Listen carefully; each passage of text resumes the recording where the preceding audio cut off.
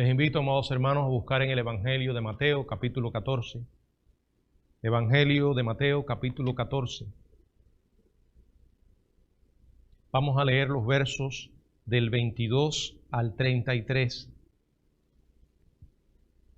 Mateo 14, del 22 al 33. Dice la palabra: enseguida Jesús hizo a sus discípulos entrar en la barca e ir delante de él a la otra ribera, entre tanto que él despedía a la multitud.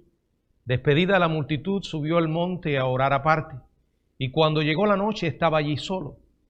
Y ya la barca estaba en medio del mar, azotada por las olas, porque el viento era contrario. Mas a la cuarta vigilia de la noche Jesús vino a ellos andando sobre el mar. Y los discípulos, viéndole andar sobre el mar, se turbaron diciendo: un fantasma, y dieron voces de miedo. Pero enseguida Jesús les habló diciendo: tened ánimo, yo soy, no temáis. Entonces le respondió Pedro y dijo: Señor, si eres tú, manda que yo vaya a ti sobre las aguas. Y él dijo: ven.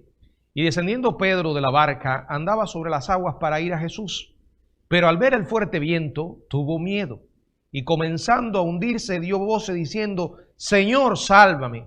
Al momento Jesús extendió la mano, asió de él, y le dijo: hombre de poca fe, ¿por qué dudaste?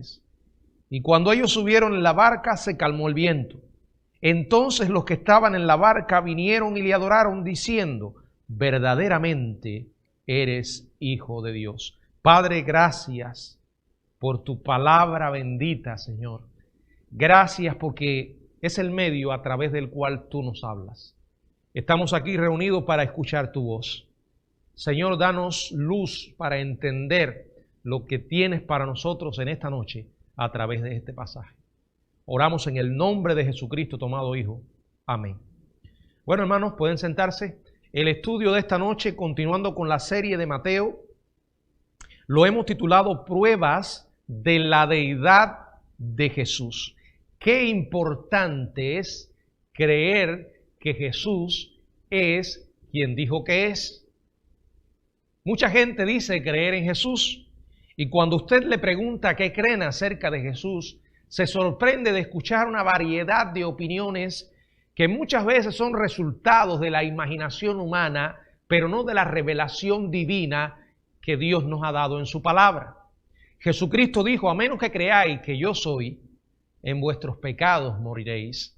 O sea, el punto es que no se trata de creer algo acerca de Jesús, es creer que Él es quien dijo que es, y el Señor se reveló como el Hijo de Dios y como el Hijo del hombre. En otras palabras, Jesús se mostró como un hombre, totalmente humano, excepto que no pecó. Y también una y otra vez declaró ser Dios. El hombre necesita creer que Jesús es lo que dijo que es Dios y es hombre, es el Salvador, es también el Señor. Aun cuando Jesús fue un gran maestro, un ejemplo moral, un líder espiritual, eso no es lo que salva a una persona cuando lo cree acerca de él. Cada uno debe entender que Jesús es el Salvador y hacer una apropiación personal de esa realidad. No es suficiente saber que Él es el Salvador. Debemos creer que Él es nuestro Salvador. Y para que fuera nuestro Salvador tenía que ser Dios. Y por eso el estudio de esta noche habla acerca de esto. En el pináculo de este pasaje encontramos la adoración que los discípulos le dieron a Jesús. En el verso 33 dice que le dijeron: verdaderamente eres Hijo de Dios. En otras palabras, tú eres Dios mismo. Tú eres una deidad, eres la deidad. Aunque el Padre había dicho esto de Jesús, en el mismo Mateo, Evangelio de Mateo, en el capítulo 3, verso 17, incluso los demonios de Gadara se habían dirigido a él cuando habitaban el cuerpo de este hombre que vivía en una condición miserable, y se encontraron con Jesús ellos declararon de que Él era el Hijo de Dios. Aun cuando estas declaraciones se hicieron, una por Dios mismo, y los mismos demonios lo reconocían, esta es la primera vez que los 12 declaran de forma conclusiva que su maestro era el Hijo de Dios. Dentro de los acontecimientos de Mateo capítulo 14, los versos 22 al 33, hay 5 demostraciones o 5 pruebas de la deidad de Jesús que llevaron a la confesión de los discípulos. Es sumamente importante que entendamos que el hombre debe creer que Jesús es quien dijo que es y en consecuencia que es Dios, porque de lo contrario no tiene el hombre al Jesús verdadero. No hay salvación. Me he encontrado con algunas personas que han llegado a mi casa y me han tocado la puerta y se han identificado como miembros de cierta religión o secta, y les digo que soy cristiano y que creo en Jesús como mi Salvador, y inmediatamente suelen decirme, nosotros también. Ahora, alguien que no conozca la palabra tal vez lo da por sentado, son cristianos, son hermanitos. No, generalmente le pregunto, ¿en qué Jesús ustedes creen? No en el Jesús de la Biblia. Y cuando comienzo a explorar a través de algunas preguntas, me doy cuenta de que están muy distanciados del verdadero Jesús. Les pregunto, ¿para ustedes Jesús es Dios? No, Él es un Dios. No. ¿Es o no es Dios? Porque hay un solo Dios. Y ahí llegamos inmediatamente al punto de que el Jesús que ellos creen no es el Jesús verdadero. Y en este pasaje, a través de 5 demostraciones o pruebas, se reveló Jesús como Dios mismo. Vamos a observar cada una de ellas a lo largo del pasaje. En primer lugar, vemos la prueba de la autoridad divina de Jesús. Dice el verso 22 y 23, enseguida Jesús hizo a sus discípulos entrar en la barca e ir delante de él a la otra ribera, entre tanto que él despedía a la multitud. Despedida la multitud, subió al monte a orar aparte, y cuando llegó la noche, estaba allí solo. La primera afirmación de la deidad de Jesús en esta ocasión fue la demostración de su autoridad divina. Si nos ubicamos en el contexto de este pasaje, podemos decir que tan pronto como los 5,000 junto con las mujeres y los niños fueron alimentados a través del milagro de la multiplicación, la multitud declaró. En Juan capítulo 6, versos 14 y 15, se nos ofrece información sobre la declaración de la multitud. Este verdaderamente es el profeta que había de venir. Y entonces dice que iban a venir para apoderarse de él, ¿y qué? Y hacerle rey. Y para que esto no ocurriera, Jesús, dice el verso 15 en la parte final, volvió a retirarse al monte y lo hizo solo. Bueno, en realidad nosotros sabemos que Él era el rey profetizado, pero Él no vino en aquella ocasión a establecer, o sea, no establecería en ese momento el reino terrenal del cual se promete en muchas profecías del Antiguo Testamento y que nosotros conocemos con el nombre del milenio, que se enseña en el libro de Apocalipsis capítulo 20. En todo caso, no era la prerrogativa de aquel gentío coronarlo como rey. Y como él sabía que los discípulos tenían una mente un poco débil en este sentido, y sabía lo que pensaban, y además conocía la creciente influencia de la multitud sobre ellos, el Señor decide alejarlos de la incitación diabólica y les ordena: entren a la barca y vayan delante de mí a la otra ribera. O sea, ellos estaban bajo la autoridad de Jesús.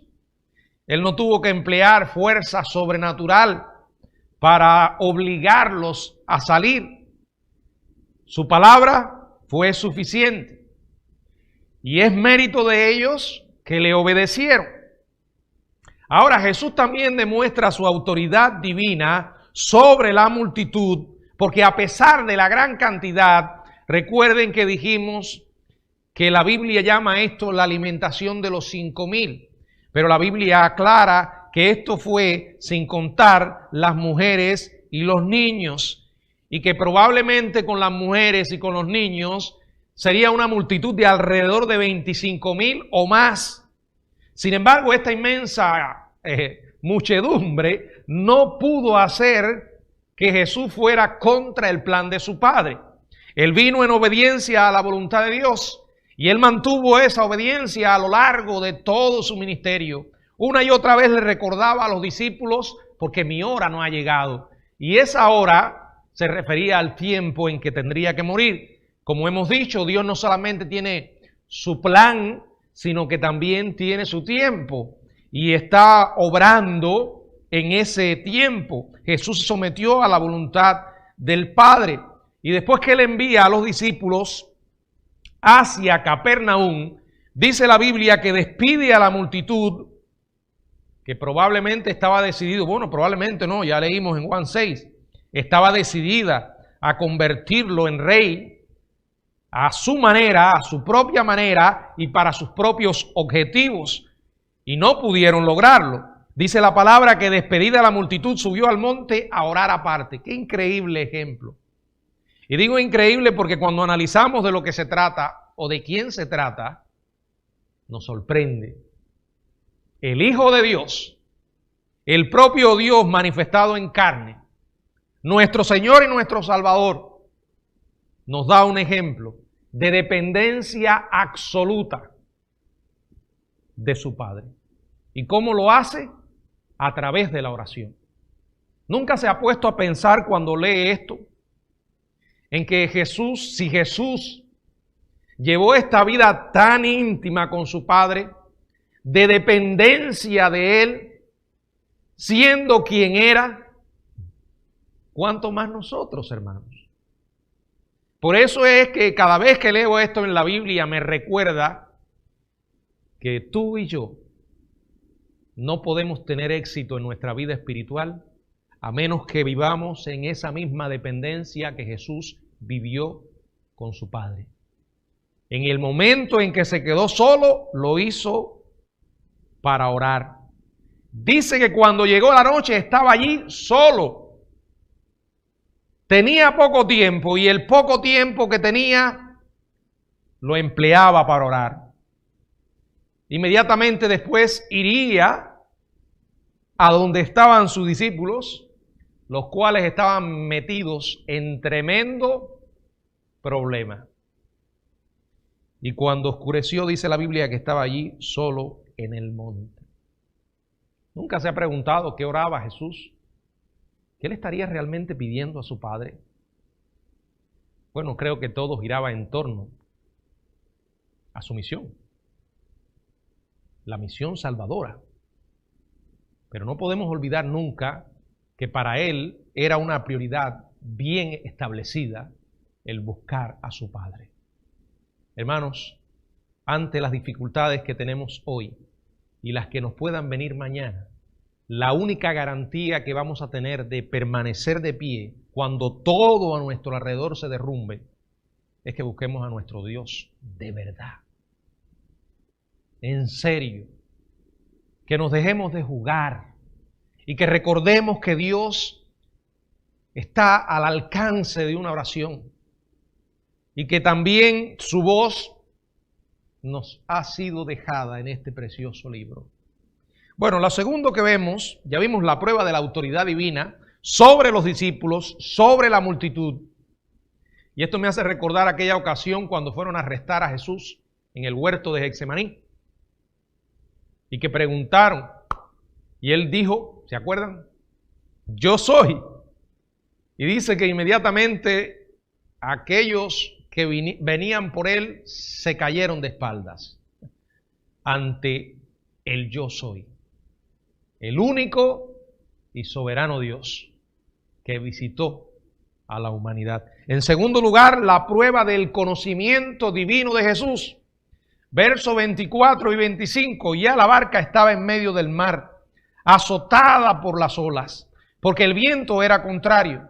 Mas a la cuarta vigilia de la noche Jesús vino a ellos andando sobre el mar. La segunda prueba de la deidad de Jesús es su conocimiento divino. Dios es omnisciente. Él sabe todo acerca de nosotros.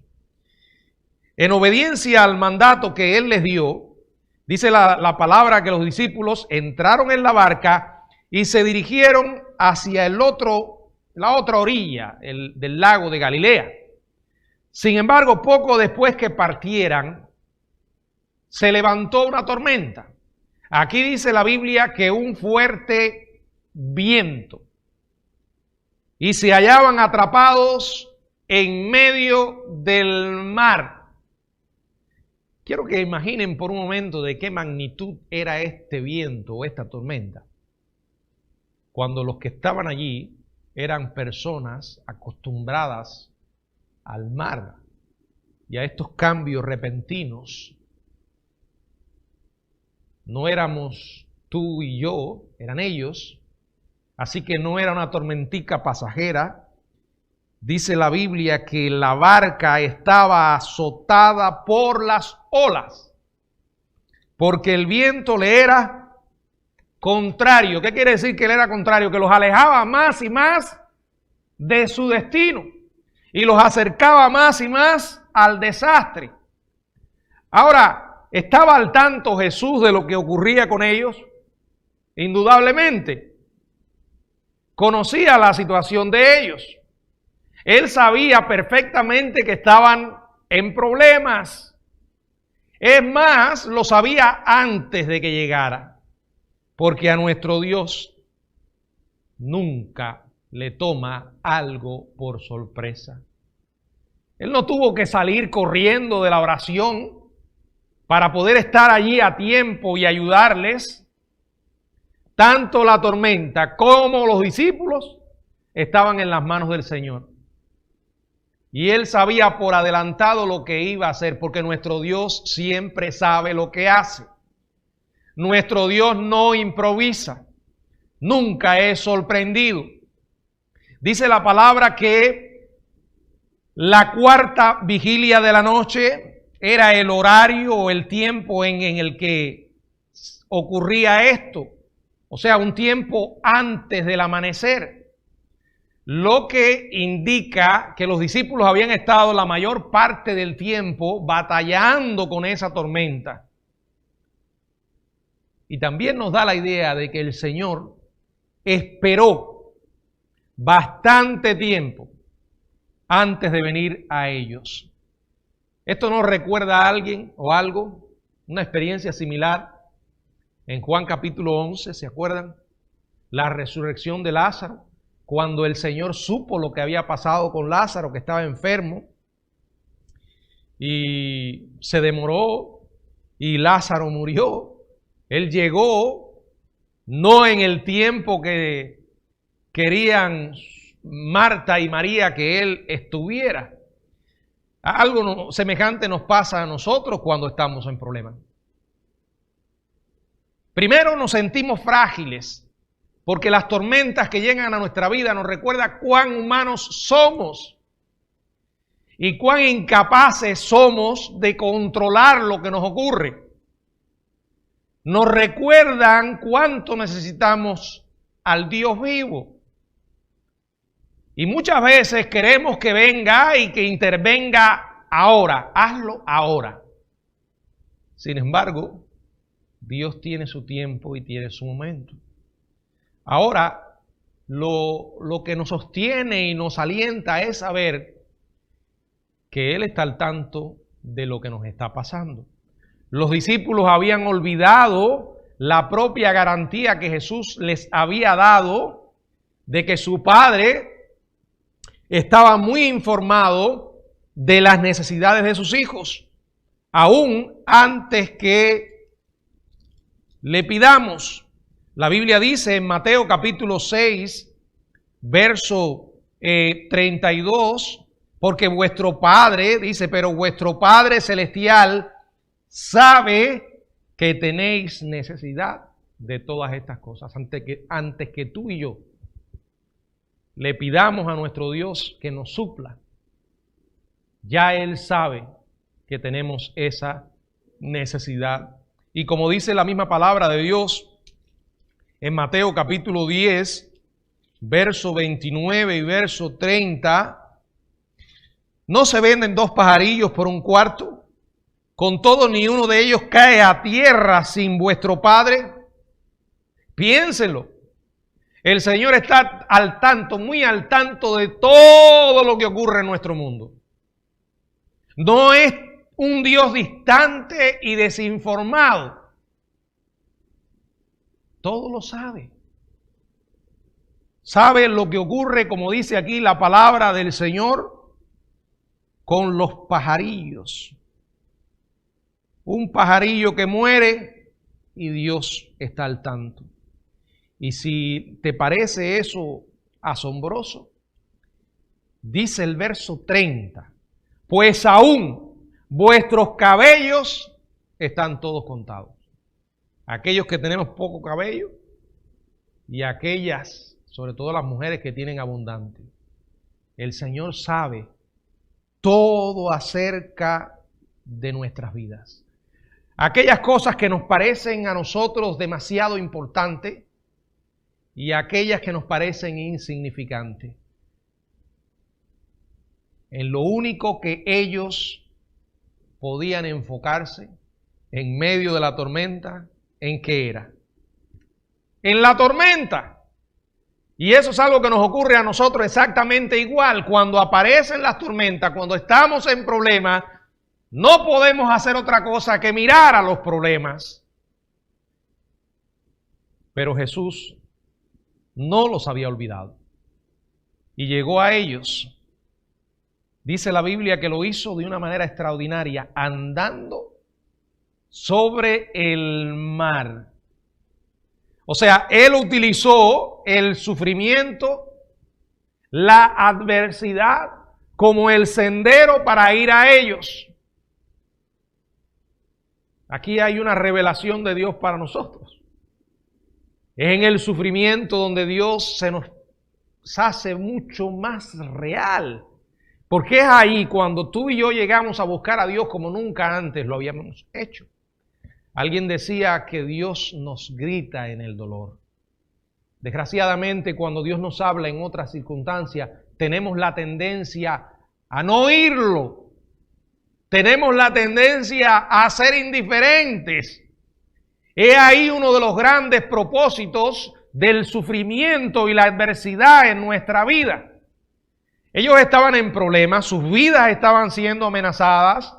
Físicamente no podían verlo desde el monte o a través de la tormenta, de la oscuridad. Pero sabía él con exactitud dónde se hallaban. Muchas veces en medio de los problemas no podemos ver a Dios y nos parece ausente, nos parece en silencio. Pero no es lo que nos parezca, no es lo que nuestros sentimientos nos dicten en ese momento. Es lo que Dios ha prometido, es el carácter de quien ha hablado. La visión de Dios no es como la nuestra. Dice la Biblia que los ojos de Jehová, Proverbios 15:3, los ojos de Jehová están en todo lugar, mirando a los malos y a los buenos. ¿De verdad lo crees? Cada cosa que sucede en esta vida, Dios la ve. Las cosas que pueden ser desde nuestra perspectiva buenas y agradables y aquellas que son desagradables. No importa en qué lugar se cometa, ni cuán escondida o oculta crea la persona que lo está haciendo. Dios está muy enterado. Si lo duda, por favor, léase el Salmo 139 completo. Medítelo. Cuando Dios le parezca ausente, vaya a ese salmo y deléitese en las verdades que contiene de parte de Dios para su vida. Él sabe todo. Como he dicho, Él no necesita que le informen. En tercer lugar, la tercera prueba es la prueba de la protección divina de Jesús. Versos 26 y 27. Y los discípulos, viéndole andar sobre el mar, se turbaron diciendo: un fantasma, y dieron voces de miedo. Pero enseguida Jesús les habló diciendo: tened ánimo, yo soy, no temáis. Imaginemos la escena. Estaban en medio de esa situación en que sus vidas peligraban. La barca estaba siendo azotada por las olas. Tenían una situación complicada y se les puso peor. Piensen que usted está allí con ellos, la tormenta, y de pronto, para rematar, uno logra divisar y dice: oye, un fantasma. Imagínense, para aquellos que creen en fantasmas, lo primero que piensan hacer ante un fantasma, ¿qué es? Huir. Pero imagínate para dónde iban a huir. Piense en la situación que estaban ellos. Dice la Biblia que gritaron, dieron voces de miedo. Debido a la oscuridad, probablemente la niebla producida por el viento y las olas, el agotamiento de estar remando, el miedo ya se había apoderado de ellos también a causa de la tormenta, y se les aparece Jesús y no lo reconocen. Dice Marcos, en el capítulo 6, verso 50, que todos le veían. Veían al fantasma, pero no pensaban que era Jesús.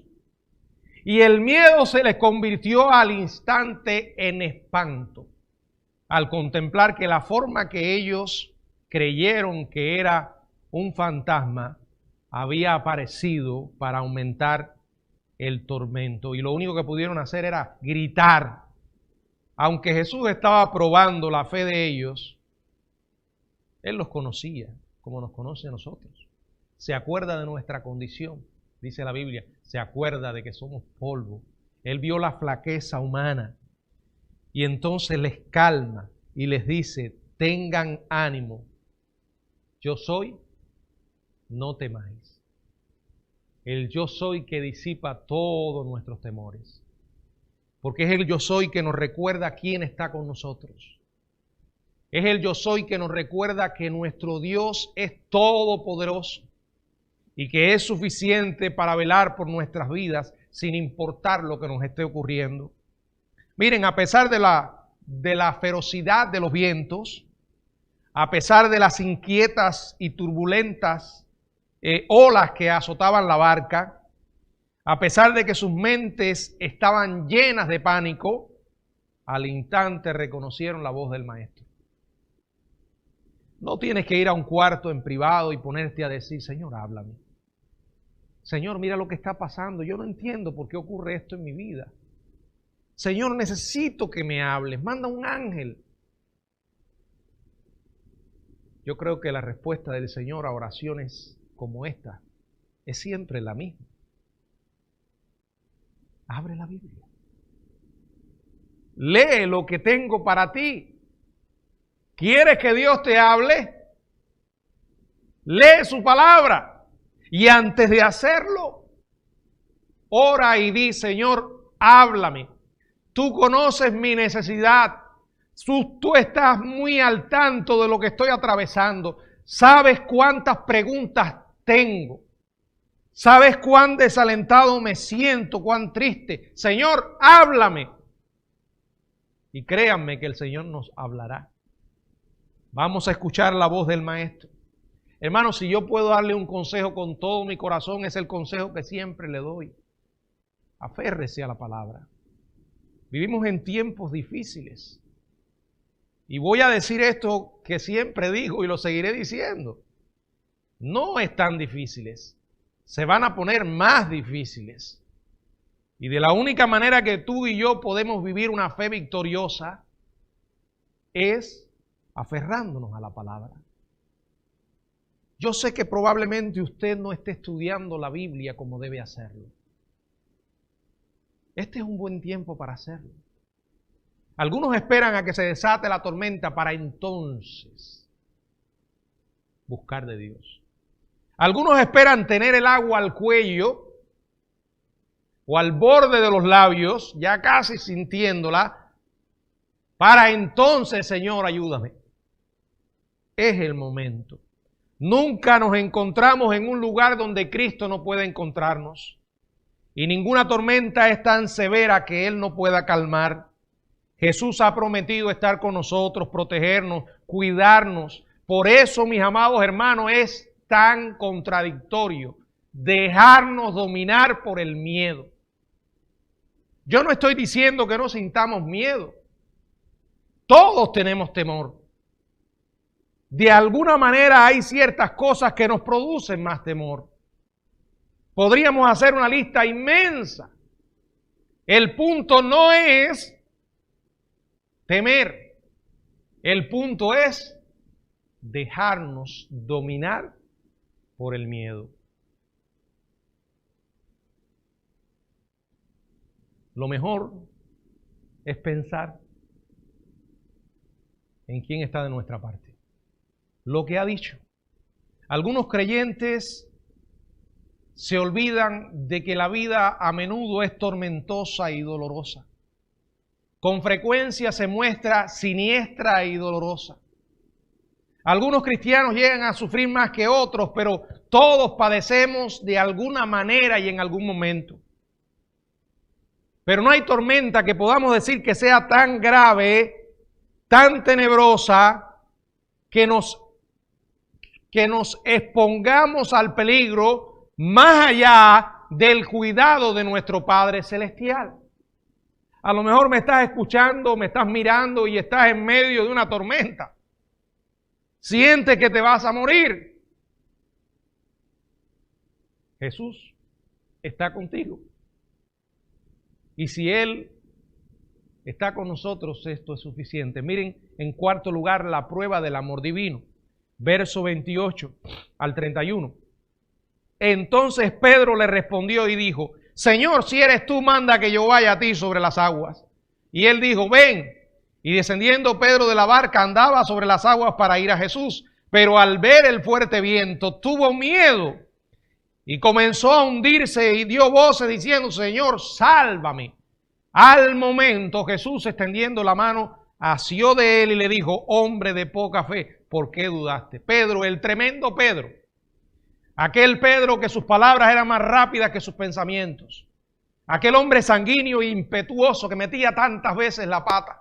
Por eso me identifico tanto con Pedro, porque a pesar de sus errores amaba a Jesucristo de una manera auténtica. Y cuando el Señor llegó allí, Pedro inmediatamente se adelantó y le dijo: Señor, si eres tú, manda que yo vaya a ti sobre las aguas. Ahora, el sí que Pedro emplea aquí, el sí condicional, no es un reflejo de dudas de parte de Pedro de que realmente se tratara del Señor. Porque ir hacia el agua y unirse a un fantasma era lo último que Pedro quería. Parece mucho más probable que ese sí de Pedro fuera un reflejo de la alegría y una expresión al ver a Jesús, y que de pronto la mayor preocupación que tenía no era la tormenta en sí, sino estar allí con Jesús. Por eso, de una manera impetuosa le dice: manda que yo vaya a ti sobre las aguas.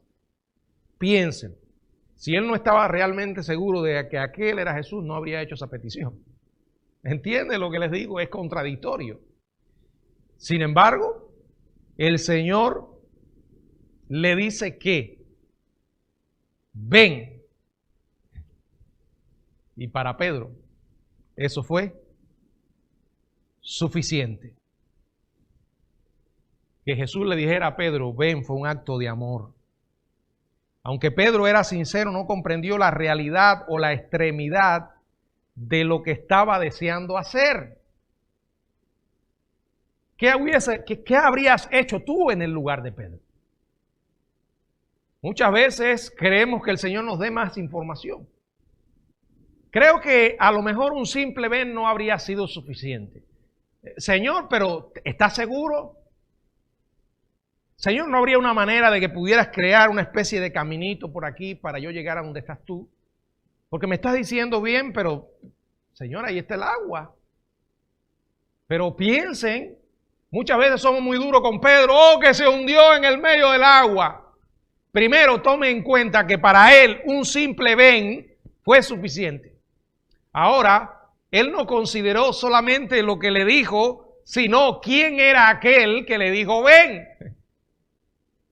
E inmediatamente sale de la relativa seguridad de la barca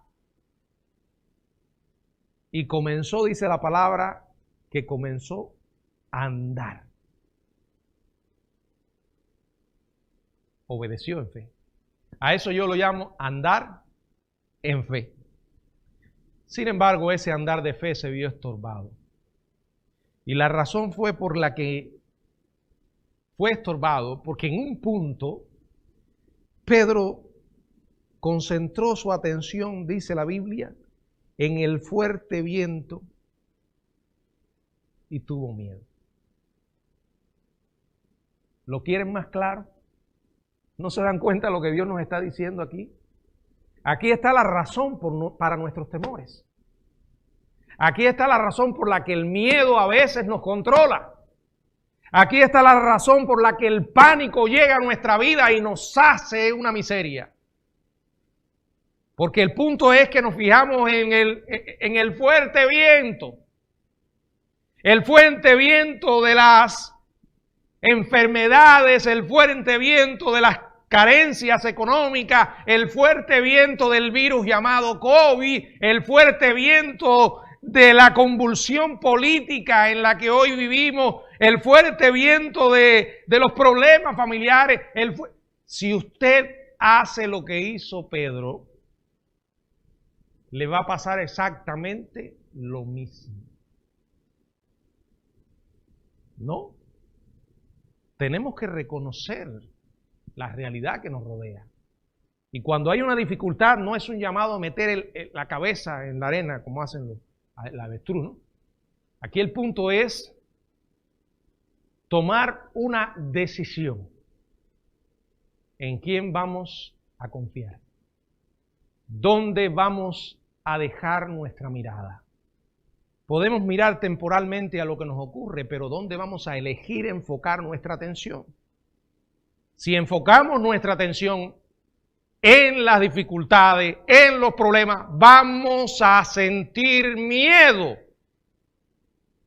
Y si mantenemos la atención en ella, nos vamos a desequilibrar. Vamos a actuar bochornosamente y terminaremos hundiéndonos. Dice la Biblia que comenzó a hundirse. Y en medio de esa situación, dio voces diciendo, Señor, sálvame. Uno se pregunta, bueno, ¿y qué? Pedro no era un pescador? Sí, pero recuerden, Pedro no había comenzado a andar pensando nadar. Él creyó en el Señor y se lanzó, no pensó hundirse. Pedro no se había despojado de la ropa que tenía. Y ya ustedes tendrán una idea de que tratar de nadar con la ropa que se usaba en aquellos tiempos era toda una proeza. De hecho, Pedro cuando iba a pescar y previendo que podía caer en el agua, lo hacía medio desnudo. ¿Se acuerdan aquella ocasión cuando el Señor se acercó que Pedro se cubrió inmediatamente porque estaba medio es el Señor y sintió vergüenza? Bueno, allí comenzó a hundirse, no pudo atinar, nadar ni nada de eso, estaba desesperado. Cuando nos sentimos desesperados, el Señor nos expresa de una manera muy especial su amor. Y lo hizo con Pedro. Dice la palabra que Él extendió la mano. Dime honestamente cuántas veces Dios no te ha extendido la mano. ¿Hay algún momento en que puedas decir honestamente el Señor me ha fallado? Y fíjense lo que dice la Biblia, que extendió la mano y asió de él, lo agarró. De eso se trata. No se trata de que nosotros nos sujetemos del Señor, porque muchas veces nuestras fuerzas son tan frágiles que no tenemos la fuerza suficiente para mantener el agarre.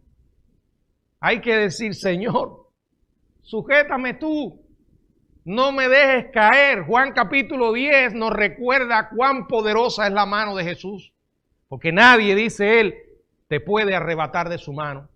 Y si todavía lo dudas, está la mano de Jesús y está la mano del Padre. Estamos con una doble protección. Y luego le dice, hombre, ¿por qué dudaste? Bueno, Pedro debió haberse asombrado de la pregunta, pero era importante que Jesús se la hiciera, porque lo quería llevar al punto de que a pesar de lo que le estaba pasando, el Señor estaba allí. Y si Él estaba allí, no había por qué temer. Hermanos, cuando nos sentimos ansiosos, desconcertados, asustados, vienen las preguntas.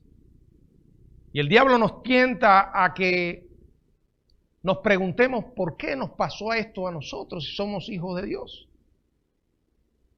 Y si nos comenzamos a una y otra vez dar vueltas con las mismas inquietudes, nos vamos a hundir. Hay que ir al Señor. No tenga temor de hacerle preguntas al Señor. Es su prerrogativa contestarlas o no. No está obligado a hacerlas. Pero lo que sí podemos tener por seguro es que Él va a calmar nuestros temores. Él irá a nuestro rescate en los momentos más desesperados porque nos ama. Esa es una prueba del amor de Dios. Y en quinto y último lugar, la prueba del poder divino. Verso 32. Y cuando ellos subieron a la barca, se calmó el viento. Sucedió como si el viento estuviera simplemente esperando que el milagro ocurriera. Y una vez que cumplió su objetivo, se calmó. Y dice Juan 6:21 que enseguida la barca llegó a donde iba. Había estado a 4 o 6 kilómetros de la costa. La tormenta aún rugía con su mayor fuerza, pero en un instante se calmó y la barca llegó a su destino. En base a la experiencia humana normal, es comprensible que los discípulos se asombraran en gran manera. Dice la Biblia en Marcos 6:51 que se asombraron en gran manera. Y luego dice en el verso 52 de Marcos, del capítulo 6, porque aún no habían entendido lo de los panes, por cuanto estaban endurecidos sus corazones. ¿Por qué se asombraron? Si ellos lo habían visto una y otra vez manifestar su poder, habían sido testigos de su gloria, ¿por qué se asombraron en gran manera?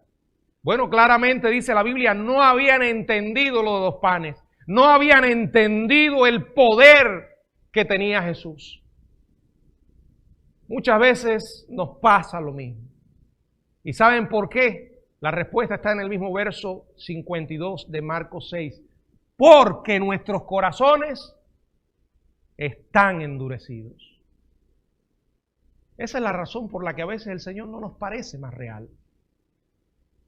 Porque no buscamos su rostro como debemos hacerlo. Hermano, y si somos hijos de Dios, el Señor no nos va a dejar en esa actitud. Él hará todo lo que tenga que hacer para ganar nuestra atención. Si no respondemos con esto, Él va a intensificar la presión. Porque para Dios lo importante es nuestra relación con Él. Somos sus hijos, somos parte de su familia. Él es nuestro Padre. Y como tal, cuida y vela y nos anhela. Al ver todas estas maravillas, ellos solo pudieron reaccionar, como dice el verso 33. Vinieron y le adoraron, diciendo, verdaderamente este es el Hijo de Dios. Tenemos que pedirle al Señor que ilumine nuestras mentes, hermanos. Que nos ayude a ver quién es realmente Él. Y sobre todo que oremos pidiendo que aumente nuestra fe. Él es el Dios vivo. Él es el soberano Señor del universo. Dice la palabra en Colosenses que por medio de Él fueron creadas todas las cosas y en Él subsisten. Él es el Señor. Él es nuestro Señor y es nuestro Salvador. ¿Puedes tú decir lo mismo? Dios quiera que sí. Que el Señor nos bendiga.